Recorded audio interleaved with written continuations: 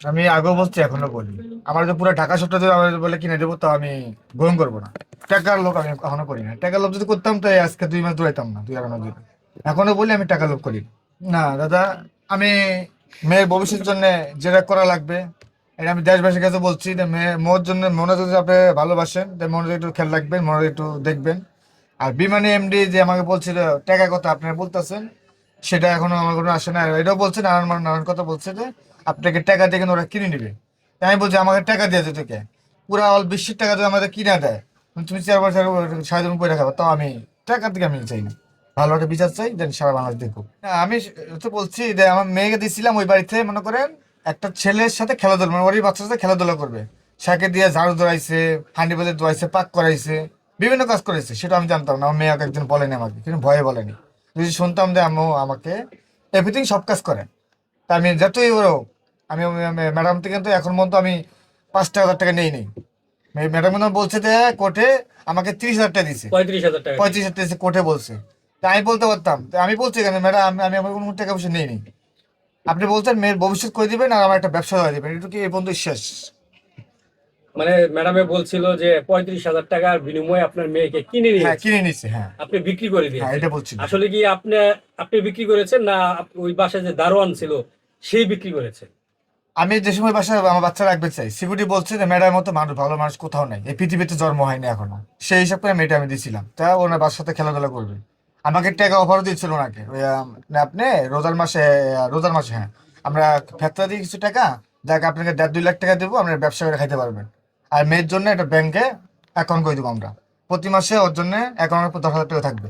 তাহলে আপনার 7-8 বছর তো আমার মেয়ে থাকে, তাহলে অনেক ইনশাল্লাহ কিছু টাকা পয়সা হয়ে যাবে। এই হিসাব করে বাচ্চারা কিন্তু আমার কাছে নিয়েছিল।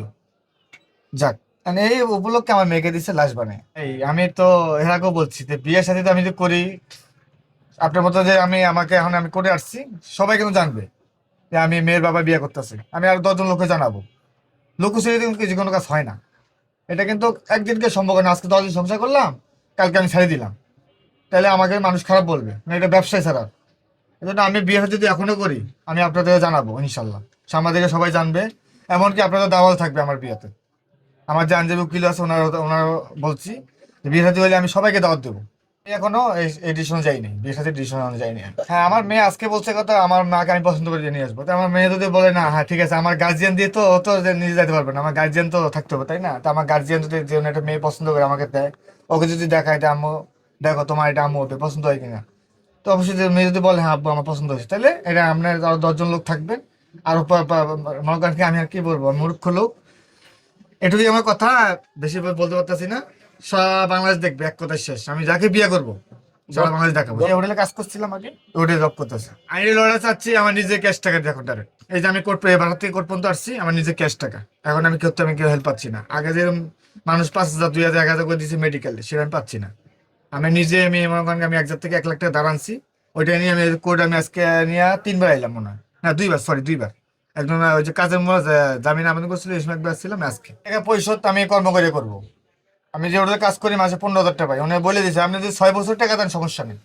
আমি জানি আপনি মেয়ের জন্য নিচ্ছেন টাকাটা, মেয়ের জন্য আমি ওকে করে যাবো, আর নানান একটু খরচ আছে সেটা আমি করতে হবে না। পুরাপুরি সুস্থ কি ভালো মন্দ খাইতে পারে। আর ওই যে হাতের যে অবস্থা দেখছেন তো কিনা, এই যে হাত যেরকম আছে শুকাই নাই, আর গলা যে জিনিসটা আছে সেটা, ওটা মাংস বাইরে গেছে, টিউমার। আর পিসের দাগগুলো তো আছেই। এটা আপনার ওই যে মেডিকেল থেকে আসছি না, শিশু মন্ত্রণ থেকে ওষুধ দিছিল কিছু, ওটা আমি চালাচ্ছি।